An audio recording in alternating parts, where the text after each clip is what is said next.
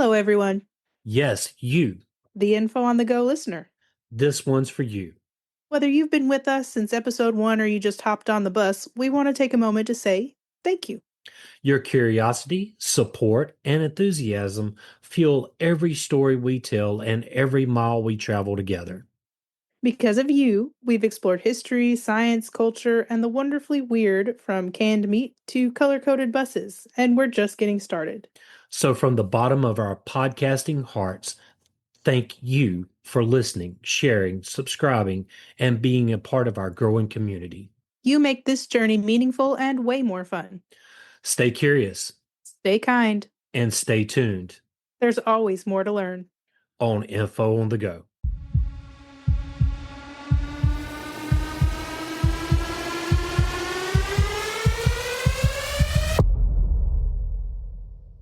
Hi, I'm William, And I'm Kat. and this is a dash of info.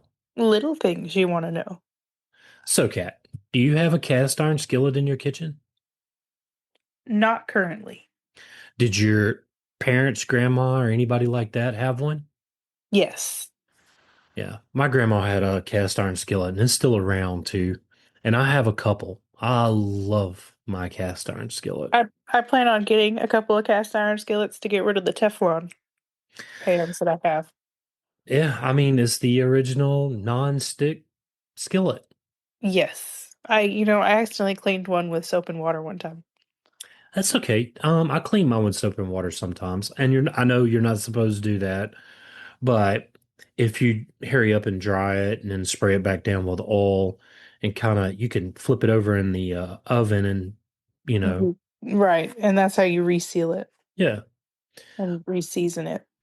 absolutely. Mine I've probably had for 20 years or so, but a couple of years ago, my wife bought me a new set from I don't remember where. Anyway, so what are we In any talking about kind. today? In any case, let's just start with cast iron. Okay. Cast iron is a group of iron carbon alloys with a carbon content greater than 2%, making it distinct from steel. It's known for its hardness, brittleness, and excellent heat retention, which makes it ideal for both industrial uses and cookware like skillets and Dutch ovens. Primarily iron with 2 to 4% carbon and small amounts of silicon and other elements. Made by melting iron and pouring it into molds, hence the name cast iron. It includes several varieties like gray cast iron, commonly used in cookware, white cast iron, ductile iron, and malleable iron, each with different properties. Yes. Heats slowly but retains heat very well, making it ideal for even, consistent cooking. Used in cookware like skillets, griddles, Dutch ovens, and whatever else you can think of. If you remember from our plumbing episode, pipes, engine blocks, machine parts, and architecture elements. Cast iron pipes. Yeah. I remember you talking a little bit about that. No? Yes. Okay. Yes. No, cast iron pipe, galvanized steel, terracotta. Yeah. Cast iron has been valued for centuries due to its durability and versatility, whether it's happening over a campfire or forming the backbone of bridges and buildings. Cast iron originated in ancient China with the earliest known use dating back to around the 5th century BCE during the Zhou dynasty. And Chinese metallurgists. Were the first to develop the techniques needed to smelt iron at high enough temperatures to produce a molten state, an essential requirement for casting. Well, yeah, you got to be able to pour it into your cast. Yes, it definitely has to be melted, Yeah. like like liquid lava. By around 200 BCE, during the Han Dynasty, cast iron was being used not just for tools and weapons, but also for cookware like pots and woks. Put a sticky note on that. Yeah. Cast iron was revolutionary metal that transformed multiple aspects of society. And Chinese metallurgists were the first to develop high temperature smelting techniques needed to produce molten iron, which they poured into molds to create durable, standardized items. Cast iron was initially used for tools and weapons such as plows, sickles, arrowheads, and spear tips, offering superior strength and reliability compared to earlier bronze implements, And we know about the cast iron plows from John Deere, right? Hmm. Yeah. In agriculture, iron tools significantly boosted farming productivity, like we talked about in our Yeah. John Deere episode. The Chinese also began using cast iron for cookware around 200 BCE, crafting pots, woks, and kettles that became essential in daily life. Beyond domestic use, cast iron played a role in infrastructure such as in early drainage systems and irrigation, showcasing an advanced understanding of its practical benefits. This mastery of casting not only supported military and agricultural advancements, but also laid the foundation for technological developments that wouldn't reach Europe for over a millennia. Spread out of China gradually over many centuries through a combination of trade, warfare, and cultural exchange. There was a lot of stuff that came out of China. Hmm. Printing, gunpowder, the compass. Uh, there's cast iron. Right. The knowledge of casting iron and its uses began to move westward along ancient trade routes like the Silk Road. Merchants, travelers, and emissaries carried out not just goods, but also ideas and technologies between East Asia, Central Asia, and the Middle East. By the early centuries CE, iron casting techniques appeared in regions such as India and Persia, where local craftsmen adopted and developed their own methods inspired by Chinese innovations. The spread continued slowly into Europe, where cast iron was primarily used for tools and weaponry by the medieval period, but not become a common cookware until much later. They were missing out. Right. The true expansion of cast iron's uses in Europe accelerated in the 16th century with the growth of foundries and the rise of the Industrial Revolution in the 18th and 19th centuries, which enabled mass production of cast iron goods, including cookware. Thus, the journey of cast iron from China to the rest of the world was a long process shaped by human movement, trade, and technological exchange over many centuries. During the Industrial Revolution, cast iron played a crucial and transformative role that helped reshape industries, infrastructure, and everyday life. Well, you got those machines that you can now make out of cast iron that can withstand that heat and be molded into whatever you need, right? Right. As Europe and North America transitioned from handcrafted goods to mass production in the late 18th and 19th centuries, cast iron's unique properties, strength, durability, and the ability to cast into complex shapes made it an indispensable material. One of the key breakthroughs was the development of large-scale foundries that could produce cast iron components rapidly and consistently. This enabled manufacturers to build machines and tools with unprecedented precision and reliability, powering factories and driving industrial growth. Think about that. You're able to make this cast. You can pour your iron in there, cast it, and then you could really start an assembly line, right? Absolutely. Like the Model T there. Hmm. Cast iron was used extensively for engine parts, machine bases, pulleys, and gears, providing the structural backbone needed for mechanized production. Kind of like what we were talking about. Right, right. Infrastructure projects also benefited hugely from cast iron. Bridges, railways, and buildings began to incorporate cast iron beams, columns, and supports, allowing architects and engineers to design larger, stronger, and more ambitious structures than ever before.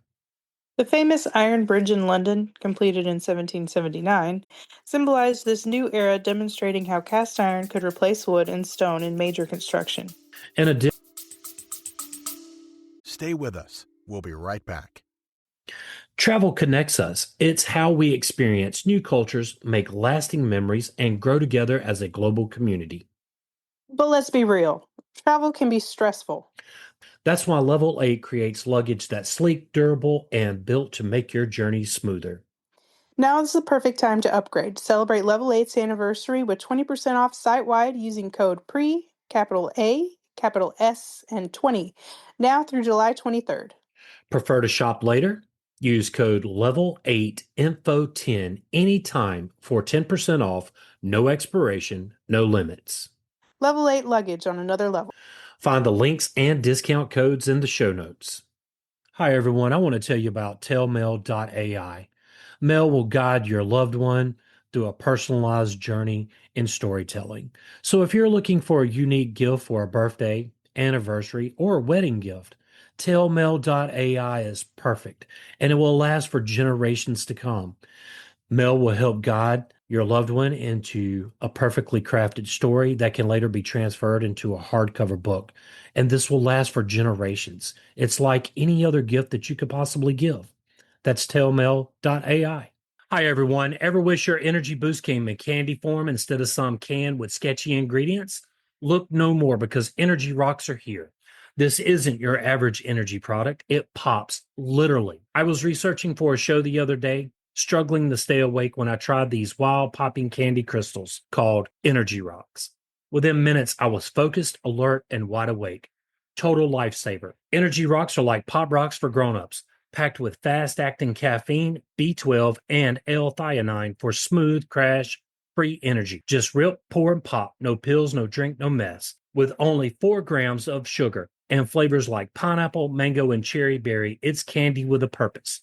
Perfect for students, gamers, busy parents, podcasters, or anyone who hits the wall. Pop, focus, go. With Energy Rocks, use code INFO on the go 20 off to get 20% off your first order or click the link in the show notes. Cast iron was vital for transportation technology, with railway tracks and locomotive parts being cast from this versatile metal. Its heat resistance and durability also made it ideal for steam engines and boilers, fueling trains and ships that shrank contents and expanded markets. In essence, cast iron was more than just metal during the Industrial Revolution. In essence, cast iron was more than just metal during the Industrial Revolution.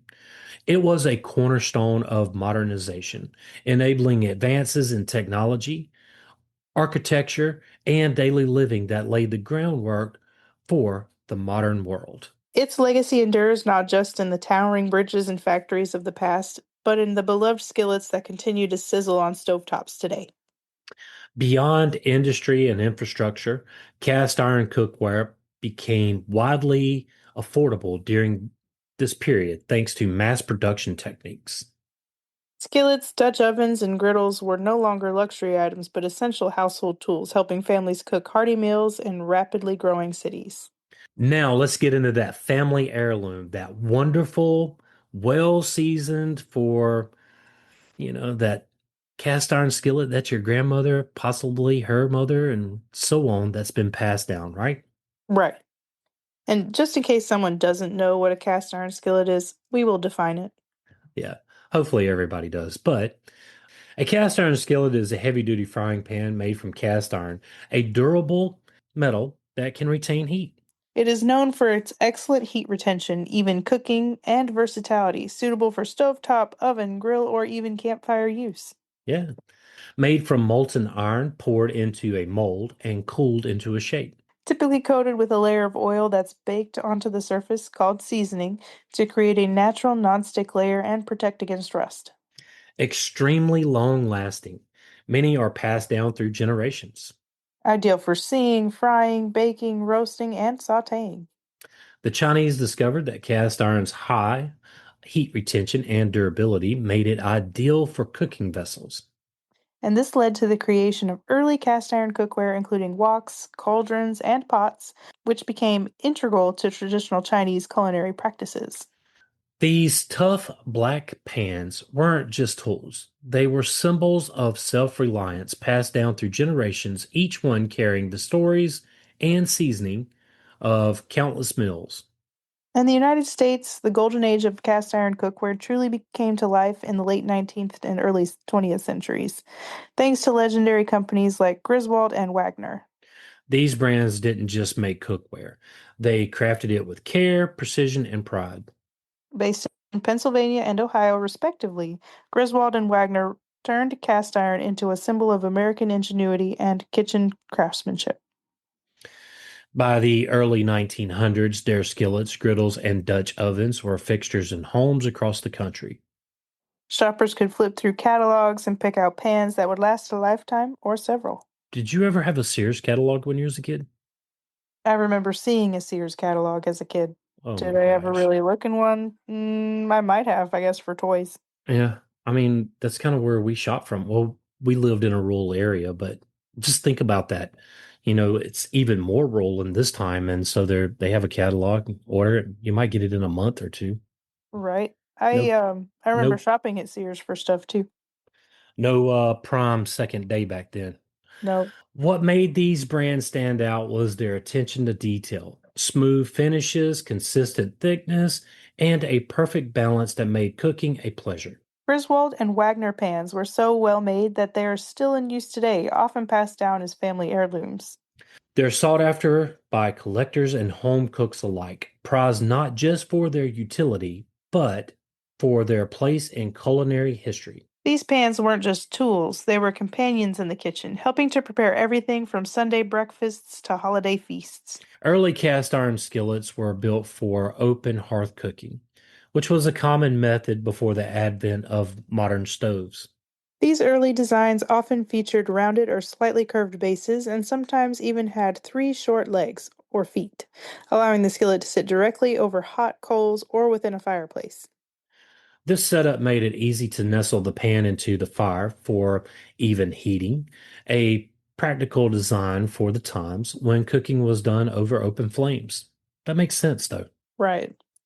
However, as kitchen technology evolved and wood burning and coal stoves became more common in the 19th century, cookware had to adapt.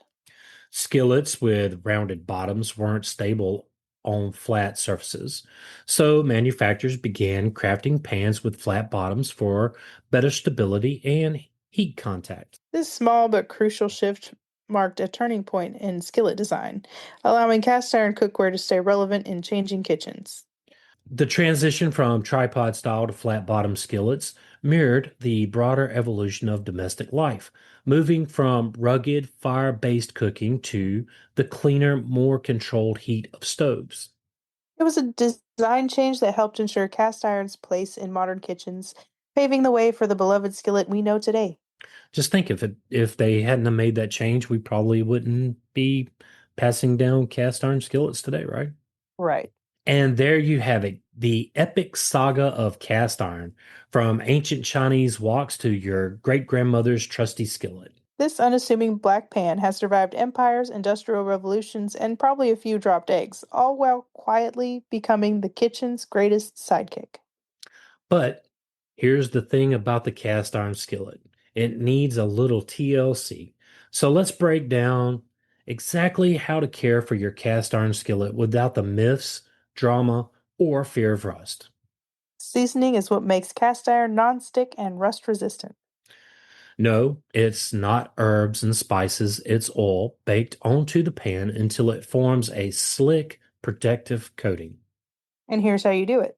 Preheat your oven to 400 degrees Fahrenheit. Rub a thin layer of oil, vegetable, canola, flaxseed, whatever, on the entire pan inside and out. And the handle. Then place it upside down in the oven with foil underneath it to catch, the oil that's going to drip off of it. Bake it for an hour, let it cool in the oven, and boom, your skillet is seasoned. After cooking, wipe it out. If it's messy, rinse with warm water. No need for soap unless something seriously funky happened. Got stuck on bits? Use a brush, a scrubber, or a handful of coarse salt. Whatever you do, don't soak it. Cast iron and standing water, they're just not friends. And absolutely, positively, never, never put it in the dishwasher. That's how skillets cry. That's good. I love that. Once it's clean, dry it right away. Use a towel, then give it a quick heat on the stove to be sure there's no moisture hiding in the corners. Before putting it away, rub a light layer of oil, just a dab, enough to keep it slick and rust free. Then wipe off the extra so it doesn't feel greasy. Think of it as giving your skillet a little moisturizer before bed. Keep it somewhere dry. If it has a lid, store it off or a jar so air can circulate. And if you're stacking it with other pans, use a paper towel in between to protect that precious surface. Avoid cooking super acidic stuff like tomato sauce in a newly seasoned skillet, and don't leave leftovers in it overnight. Cast iron likes action, not long naps. That's it. Caring for cast iron is part science, part ritual, and all about love. Treat it right, and it'll reward you with a lifetime of delicious meals and probably outlive your stove. Now go forth, keep it seasoned, and whatever you do, don't fear the skillet. It just wants to feed you. So, next time you hear that satisfying sizzle or see that perfectly seared steak, tip your hat and maybe your spatula to cast iron, the rock star metal that refuses to quit. Seasons like a champ and ages better than most of us, especially me. Because if there's one thing cast iron teaches us, it's that with a little heat, some patience, and a lot of love, you can handle anything life throws your way, even if it's just breakfast. I love that. Yeah, That's pretty much all I've got. me too. If you would like to support this podcast, Click the Patreon links in the show notes. William and I want to thank you for listening. Yes, thank you. Join the Facebook group at Info on the Go, Share with us your show ideas. or ask us a question. Subscribe and follow us wherever you get your podcast. Send us a text using the link in the show notes, or leave a review. Email us at, infoonthegopodcast@gmail.com. and yes, that is all one word. Till next time. Stay curious.